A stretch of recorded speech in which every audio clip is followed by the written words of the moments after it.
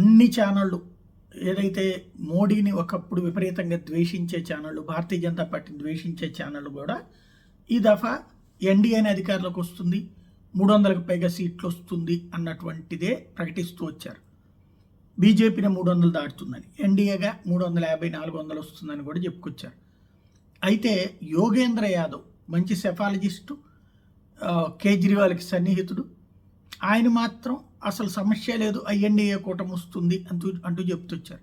ఇప్పుడు 5 దశల ఎన్నికలై 6వ దశ ఎన్నికలు జరుగుతున్నటువంటి వేళ యోగేంద్ర యాదవ్ తాజాగా ఎన్డీఏ విజయం ఖాయమని ఆయన కూడా ప్రకటించుకొచ్చారు. తన స్వరం మార్చారు. 5 ఫేజెస్ ఎలక్షన్స్ పూర్తయిన తర్వాత 275 నుంచి 305 సీట్లు ఎన్డీఏకి వస్తాయని ప్రకటించారు.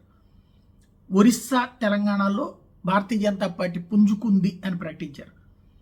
ఆల్రెడీ ప్రశాంత్ కిషోర్ కూడా ఎన్డీఏనే మళ్ళీ అధికారంలోకి వస్తుందన్నారు. దీంతో ఇప్పటిదాకా ఉన్నటువంటి ఒక టెంపో పోయింది.